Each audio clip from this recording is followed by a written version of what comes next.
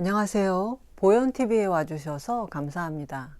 한겨레 신문 고명석 기자님이 하이데거의 생애와 사상을 알기 쉽게 정리한 하이데거 극장 북리뷰 2부를 시작하겠습니다. 제가 북리뷰 1부에서는 왜 지금 하이데거를 공부해야 하는지, 막다른 길에 들어선 자본주의 기술 문명과 서구 사상의 제2의 시원을 열기 위해 형이상학을 극복하고자 했던 하이데거의 과제가 우리의 개벽 과제와도 연결된다는 점을 말씀드렸는데요. 전혀 보편적이지 않은 지극히 유럽적인 존재 신론인 서양 형이상학이 기독교와 근대 과학을 낳았고, 과학기술과 결합한 자본주의가 일으킨 전 지구적인 문제들을 해결하기 위해서는 그 근본이 되는 형이상학 자체를 점검해야 하는데, 이런 어마어마한 작업을 수행한 사람이 바로 하이데거였습니다. 제가 1부에서 하이데거가 서구의 존재 신론을 해체하고 하이데거식 존재론으로 재정립했다고 잘못 말씀드렸는데, 하이데거는 형이상학의 한 분과인 존재론, 온톨로지를 극복하려고 했기 때문에 하이데거 사상을 존재론이라고 해서는 안 되고, 형이상학 자체를 넘어서는 하이데거식 자인스덴켄, 존재 사유라고 해야 맞겠습니다. 2000년 넘게 이어져 온 서구의 진리관을 허물고 고대 그리스 철학에서부터 서양 철학사를 존재론이 아닌 존재 사유의 역사로 다시 정립한 하이데거의 등장은 그 자체가 서구 사상계의 개벽적인 사건이기도 했지만, 내용적으로도 우리의 개벽 사상과 조응하고 상통하는 면이 많기 때문에 하이데거는 서양의 개벽 사상가라고 할 수 있습니다. 오늘은 좀 더 구체적으로 하이데거 극장 1권에 나오는 하이데거의 전기 사상을 대표하는 존재와 시간의 내용을 살펴보겠습니다. 존재와 시간을 직접 읽으려면 무척 어렵지만, 그래도 하이데거 사상 중에는 가장 대중적으로 알려져 있어서 들어보면 아마 아시는 부분도 나올 겁니다. 존재와 시간은 1927년 출간되자마자 천둥 같은 소리를 내며 울려 퍼졌고, 이 책이 일으킨 울림을 타고 38살의 하이데거는 철학계에 별로 떠올랐습니다. 그러나 존재론을 다룬 기존 형이상학에서는 볼 수 없는 낯선 언어로 된 사유체계가 사람들을 당혹과 충격에 빠뜨렸다고 하는데요. 우선 이기상 교수님 번역의 존재와 시간을 펴면 맨 앞에 이런 말이 나옵니다. 존재의 의미에 대한 물음을 구체적으로 정리 작업하는 일이 이 책이 의도하고 있는 것이다. 시간을 모든 개개 존재 이해 일반의 가능한 지평으로 해석하는 것이 이 책의 잠정적인 목표이다. 하이데거는 처음부터 존재의 의미를 묻는 것을 목표로 한다고 밝히면서 그것을 시간의 지평 위에서 하겠다고 합니다. 그런데 북리뷰 1부에서 말씀드렸듯이 전통 형이상학의 특징은 이데아든 제1원인이든 신이든 단 한 번도 시간 속에 존재하는 것으로 고려한 적이 없는데, 하이데거는 이데아와 신을 넘어서는 그 무엇인 존재 자체를 시간 속에서 파악하겠다고 해서 서구인들을 혼란에 빠뜨렸습니다.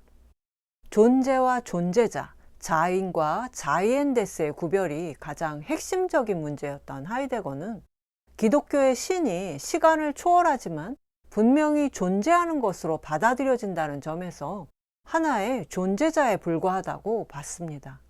반면 존재 자체는 말로는 설명할 수 없는 언어 도단의 경지인데, 서구인들이 이 존재를 사유하지 못하는 한 서구 사상의 제2의 시원은 열리지 않을 거라고 본 하이데거는 사유함이란 존재를 사유함이고 이 사유함은 감사함이라고 하면서 덴켄이 곧 당켄이라고 했습니다.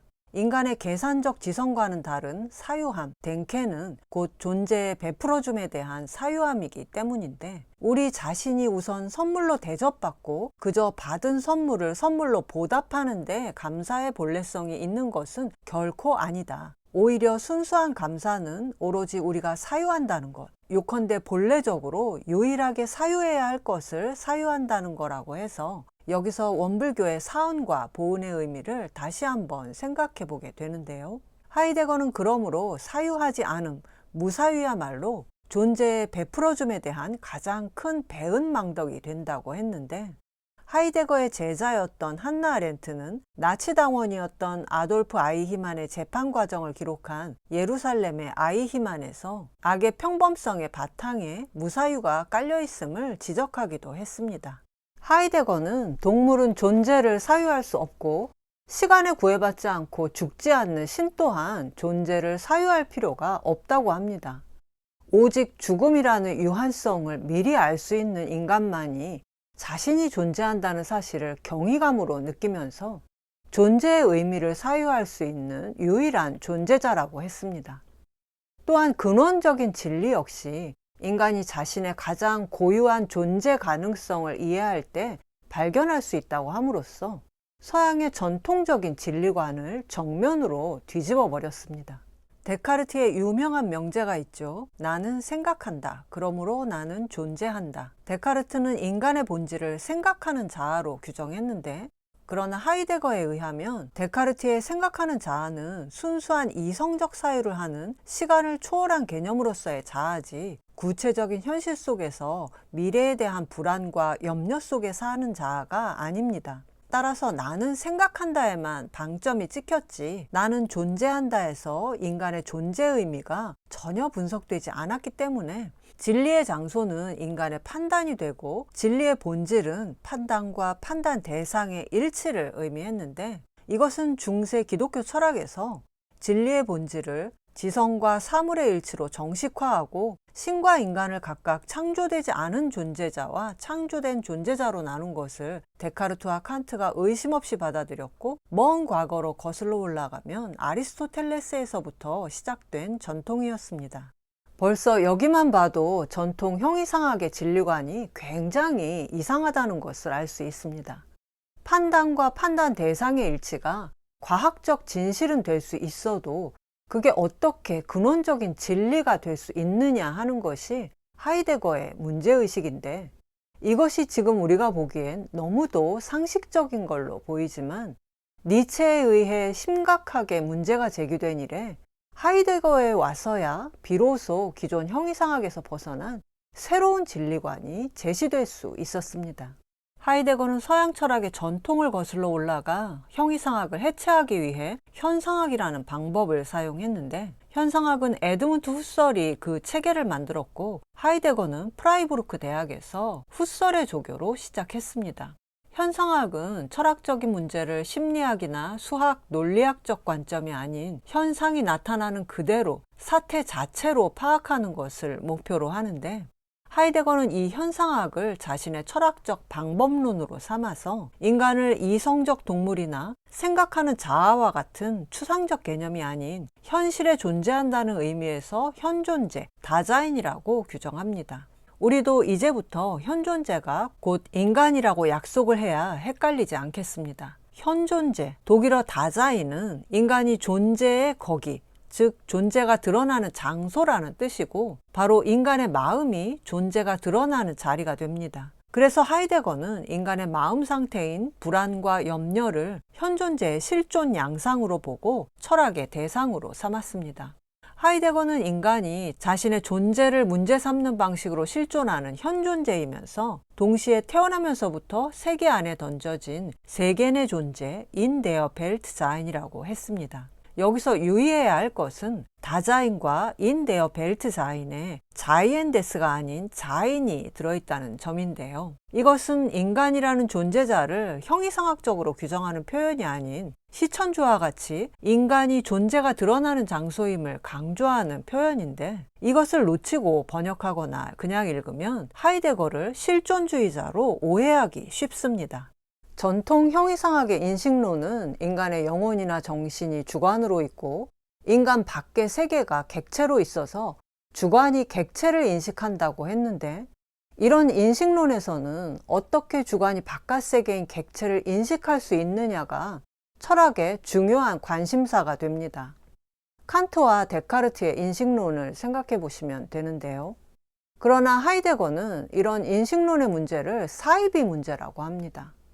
인간은 태어나는 순간에 이미 세계 안에서 다른 존재들을 느끼며 함께 있는 세계 내 존재이기 때문에 객체와 따로 만날 필요가 없다는 겁니다. 이렇게 하이데거는 서양 형이상학의 큰 줄기였던 인식론의 문제를 사이비 문제라고 격화시키고 형이상학의 존재론과 인식론을 넘어서는 존재 사유로 독자들을 이끕니다. 인간이 존재의 의미를 묻는 것이 곧 자신의 삶의 의미를 묻는 것과 다르지 않다고 본 하이데거가 현존재인 인간을 통해서만 알 수 있는 존재의 의미를 근원적인 진리와도 연결시켰다는 것이 중요한데, 이 문제에 다가가기 위해 존재와 시간의 내용 속으로 조금 더 들어가 보겠습니다.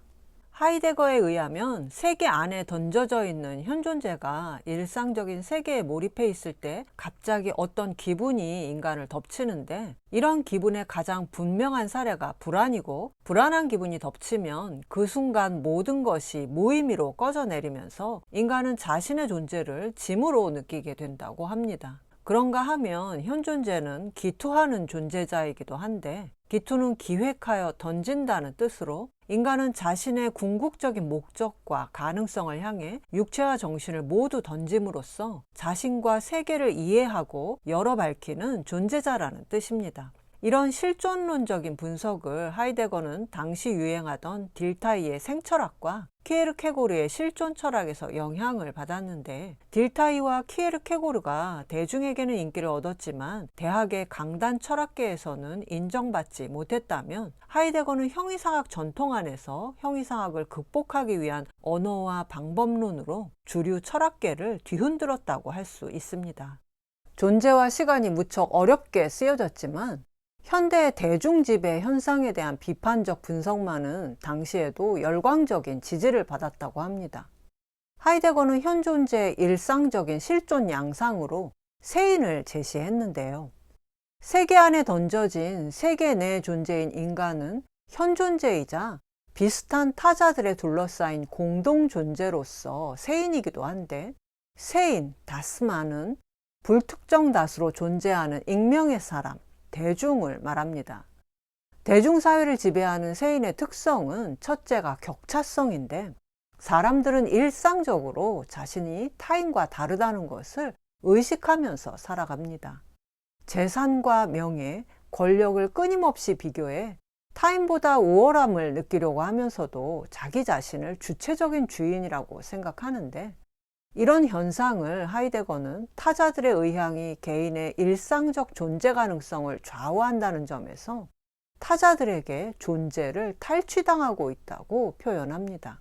세인의 두 번째 특성인 평균성은 모든 탁월함을 억압하고 근원적인 것들을 범속한 것으로 떨어뜨려서 특정인이 힘들게 쟁취한 것까지도 누구나 할 수 있는 것쯤으로 간주하게 할 뿐 아니라, 세인이 지배하는 대중사회에서는 무엇을 해도 되고 해서는 안 되는지가 이 평균성의 잣대에 의해 미리 정해진다고 합니다. 세인의 세 번째 특성은 공공성인데, 공적인 세계를 주무르는 여론이 여기에 포함됩니다. 눈만 뜨면 마주하는 포털 사이트 뉴스와 댓글이 떠오르는 대목인데요. 진실에 무감각하고 사태의 실상에 대한 깊은 통찰이 없는 이런 공공성 아래서 현존재는 세인의 판단과 결정에 지시를 받기 때문에 사회에서 일어난 사건에 대해 아무 책임감을 느끼지 않아도 됩니다. 그래서 세인은 누구라도 될 수 있는 자이면서 동시에 아무도 아닌 자라고 말할 수 있는데요. 이 외에도 남이 한 말을 뒤따라 말하면서 퍼뜨리거나 아무 생각 없이 받아들이는 빈말과 어디에도 머무르지 못한 채 오직 새로운 것만 찾아다니는 산만한 호기심, 그리고 빈말을 통해 무엇이든 다 아는 것 같지만 실제 따져보면 진정한 이해가 없는 모호함, 이런 세인들의 빈말과 호기심과 모호함이 현존재를 퇴락과 소외로 이끄는데, 이 소외는 하이데거의 표현에 의하면 가장 고유한 존재 가능성이 현존재에게 은폐됨을 가리킵니다. 빈말과 호기심을 달고 모호한 채 사는 것은 진정한 자기 자신으로서 사는 게 아니라는 말입니다. 최근 백낙청TV 공부길에서 하이데거의 번역의 문제를 강하게 제기하신 백낙청 선생님은 이 부분 번역의 문제도 따로 말씀하신 적이 있는데, 우리에게 익숙한 의미의 빈말보다는 빈소리와 같이 약간 생소한 단어가 바람직하다고 하셨고, 또 호기심은 좋은 의미의 탐구심일 수도 있는데 하이데거가 말하는 건 호사취미에 가깝다고 하셨습니다. 가장 고유한 존재 가능성 또한 실존주의에서 말하는 고유 실존으로 오해되기 쉽다. 실존은 어디까지나 존재자이지 존재가 아니라는 점이 결정적인 차이인데, 따라서 번역자들이 잘못 번역하면 하이데거에 대한 오독을 조장하기 십상이고, 이것은 하이데거 자신의 부분적인 책임도 있지만 한국어 번역 과정에서 더 심해지는 면이 있다고 말씀하셨습니다. 실제로 하이데거는 자신이 실존주의자로 오해받는 것을 달가워하지 않았습니다. 이런 세인은 인간이 절대 뛰어넘을 수 없는 죽음이라는 현사실성을 외면한 채 세계라는 평균적 일상 속으로 도피하는데, 이런 도피의 양상 중 하나가 곧 죽음은 끊임없이 일어나는 재난이고 사망 사건에 불과하다고 여기는 것입니다. 하이데거가 존재와 시간에서 사람은 누구나 결국 언젠가는 죽는다, 그러나 당장 나 자신에게는 해당되지 않는다고 말한 세인의 모습을 저는 톨스토이의 중편소설 이반 일리치의 죽음에서 발견할 수 있었습니다. 주인공 이반의 사망 소식을 듣고 문상으로 온 동료는 그가 사흘 밤낮을 끔찍하게 괴로워하다 죽었다는 말을 전해 듣고 이렇게 생각합니다. 그건 이반 일리치의 일이지 나의 일은 아니다. 나에겐 그런 일은 일어나지도 않고 일어날 수도 없는 일이다. 주인공인 이반 일리치 또한 다르지 않았습니다. 그는 율리우스 카이사르는 인간이다, 인간은 죽는다, 고로 카이사르는 죽는다는 3단 논법을 두고 그건 카이사르와 같은 일반적인 인간에게만 해당되지 특별한 존재인 자신에게는 해당되지 않는다고 생각했습니다. 그러나 결국 이반 일리치는 돌이킬 수 없는 절대적인 죽음 앞에서 단독자로 설 수밖에 없었는데요. 그런데 우리도 잘 생각해보면 타인의 죽음의 고통과 노년에 닥친 고통을 그 사람에게 겪는 특수한 상황이라고 생각하지 자신에게도 닥칠 수 있는 일이라고는 생각하지 않는 모습이 이반 일리치와 다르지 않습니다. 제가 오래전에 읽었던 이반 일리치의 죽음을 이번에 다시 읽어봤는데 하이데거가 말하는 세인의 모습이 정말 잘 묘사되어 있습니다. 이 작품이 주는 가장 충격적인 교훈은 아무리 세속적인 기준대로 잘 살아온 세인도 죽음이라는 존재의 끝을 앞두고는 자신의 삶의 허위적인 부분과 진실했던 부분을 고통스럽게 자각하지 않을 수 없다는 건데요. 인간이 죽은 다음 하느님이나 염라대왕 앞에서 재판을 받는 게 아니라 자신만 제외하고 모든 게 아무 일 없다는 듯 돌아가는 일상 속에서 홀로 정신적, 육체적 사투를 벌이다 죽는다는 겁니다. 점점 심해지는 육체적 고통 속에서 이반 일리치는 오직 다가올 죽음을 솔직하게 인정하고 성심껏 자신을 돌봐주는 게라심이라는 평범한 하인과 있을 때만 마음이 편한 것을 느낍니다. 그러자 그동안 자신이 성취해온 모든 것, 일과 승진과 연봉, 결혼과 새집 장만과 같은 대부분의 순간들이 아무것도 아닌 심지어 구역질나게 역겨운 것으로 떠올라서 결국 자신이 제대로 살지 못했음을 알게 되고, 그런 세인의 삶을 여전히 보여주는 주변 사람들을 보면서 삶과 죽음의 진실을 가려버리는 하나의 무시무시하고 거대한 기만을 깨닫게 됩니다. 다행히 이반 일리치가 죽음 직전 어느 한순간 자신의 진실된 마음을 회복하자 죽음의 공포가 사라지고 기쁨만을 느끼게 되는데, 이반 일리치가 죽음 직전에야 깨달은 그 경지를 바로 지금 우리의 삶의 순간에서 실현해야 한다는 것이 대중사회에서 세인으로 살아가는 우리에게 참된 문학작품이 주는 진정한 교훈이라고 생각됩니다. 다시 하이데거로 돌아가면 이렇게 현존재는 죽음을 경험해야만 자신의 전체성에 이를 수 있습니다.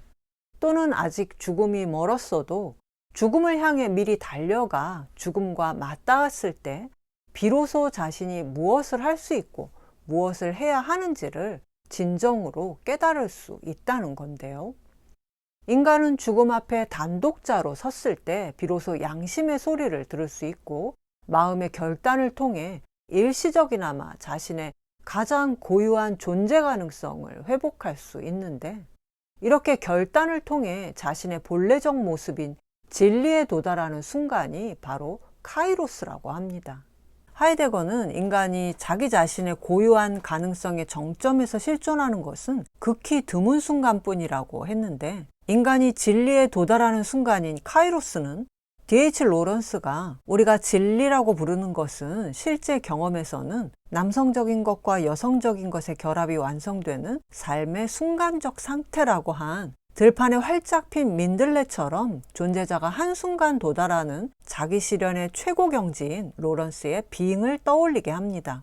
그리고 주역 개사전에서도 군자는 삶의 미묘한 갈림길에서 결단을 내리고 실천해야 하는데, 이런 삶의 결단은 하루가 걸리지 않는다고 했기 때문에 저는 후기 사상으로 갈수록 하이데거가 존재 사유를 통해 추구하는 진리가 불교의 공과 도가와 유교의 도, 그리고 원불교의 일원상과도 통한다는 느낌을 강하게 받았습니다.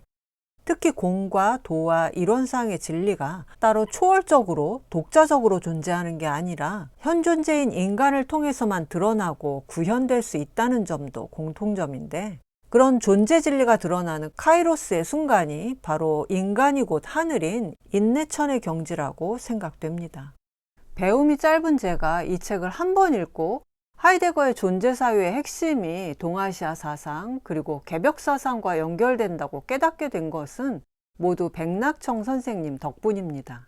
백낙청 선생님은 하이데거가 존재와 존재자의 구별을 자신의 사상의 핵심적 문제로 본 것은 서구인들이 존재와 존재자를 구별하지 못하는 한 존재에 해당하는 동아시아의 공이나 도, 일원상과 같은 유물을 초월한 깨달음의 경지를 결코 이해할 수 없기 때문이라고 하셨고, 개벽 사상의 세계화를 위해서는 하이데거와의 비교 연구가 꼭 필요하다고 말씀하셨습니다.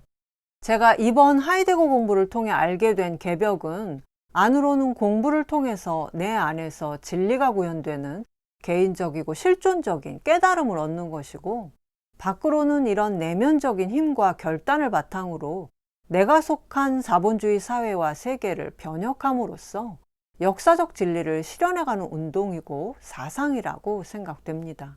현대인의 실존 양상을 날카롭게 분석한 존재와 시간은 그러나 미완성이었습니다. 하이데거는 현존재의 실존 분석을 통해 존재 자체로 나가려고 했지만 마지막 3부를 쓰지 못한 채 마무리가 됐기 때문인데요. 그러나 존재와 시간 출간 직후부터 하이데거의 명성은 전 유럽에 퍼져나갔고 많은 훗날의 거장들이 영향을 받게 됩니다. 하이데거의 강의를 직접 들은 한스 게오르크 가다머, 허버트 마르쿠제, 호르크하이머, 생태철학자 한스 요나스, 그리고 하이데거의 비판자였던 하버마스조차 존재와 시간이 헤겔 이후 독일 철학의 최대 성과라고 인정했습니다. 존재와 시간이 지필되던 기간에 하이데거의 제자이자 연인이었던 한나 아렌트는 물론 신학자 불투만도 존재와 시간에서 큰 영향을 받아 실존 철학을 구축했고, 특히 존재와 시간이 프랑스어로 번역된 이후 사르트르가 존재와 무를 써서 실존 철학의 붐을 일으켰을 정도로 현대 프랑스 철학계에 미친 하이데거의 영향이 무척 컸다고 합니다. 그러나 정작 하이데거는 실존 철학을 넘어선 존재 사유를 목표로 했기 때문에 자신의 사상이 실존 철학으로 분류되는 것을 달가워하지 않았고, 그래서 하이데거 후기 사상에 가서야 본격적인 존재 사유의 장대한 흐름이 펼쳐지게 되는데요. 제가 북리뷰 1부에서 이 책이 가진 몇 가지 미덕을 말씀드렸지만, 이 책의 정말 가장 큰 미덕은 하이데거라는 사람을 이해할 수 있게 한다는 겁니다. 하이데거의 사상을 첫 번째 논문부터 주제를 따라가면서 세밀하게 추적하기도 했지만, 한나 아렌트만 해도 첫 만남과 부인과의 삼각관계, 말년까지 이어진 세 사람의 관계를 세밀하게 적었고, 또 하이데거의 나치 부역에 관한 진실과 사르트르와의 만남, 1966년 독일 슈피겔지와의 인터뷰까지 하이데거의 인생을 관통하는 문제들을 빠짐없이 보여줌으로써 하이데거라는 사람을 극장에 앉아 영화를 보는 것처럼 입체적으로 알 수 있었습니다. 우리가 하이데거의 명강의를 비록 직접 듣진 못하지만 제가 이 북리뷰를 준비하느라 책의 어느 페이지를 펼쳐도 진정한 사유를 향해 분투하는 청년과 중년, 노년의 하이데거에게 깊은 감명을 받을 수 있었는데요. 제가 2번에 걸쳐서 하이데거 극장의 1권의 내용을 조금 소개했지만, 그러나 다 소개하지 못한 중요한 내용이 훨씬 많고, 또 1권만 아는 것은 하이데거 사상을 반의 반도 모르는 것과 같습니다. 하이데거 극장 2권에서는 예술작품의 근원, 형이상학 입문, 니체, 휴머니즘에 대한 편지, 기술에 대한 물음, 숲길 같은 하이데거 후기 사상을 이루는 주요 논문과 저서를 다루고 있어서 2권까지 다 읽어야 하이데거 사상의 거대한 전모를 비로소 짐작할 수 있는데요. 그 중에서 기독교와 형이상학의 극복을 꿈꿨지만 하이데거가 허무주의와 형이상학의 정점에 머물렀다고 평가한 철학자 니체를 다룬 니체와 예술 작품을 통해 근원적인 진리를 탐색한 예술 작품의 근원, 그리고 자본주의 기술 문명의 근본적인 질문을 던진 기술에 대한 물음도 꼭 읽어야 될 논문이라고 생각돼서 앞으로 기회가 되면 따로 이 논문들의 내용을 소개해 보겠습니다. 제가 하이데거와 개벽사상의 연관성을 말씀드렸지만, 개벽사상을 더 풍부하게 제대로 이해하고 발전시키기 위해서는 하이데거의 후기 사상에 대한 공부가 꼭 필요해 보입니다. 이것으로 하이데거 사상으로 들어가는 징검다리, 아니 고속도로가 되어준 고명섭 기자님의 하이데거 극장 북리뷰 2부를 모두 마치겠습니다. 끝까지 들어주셔서 감사합니다.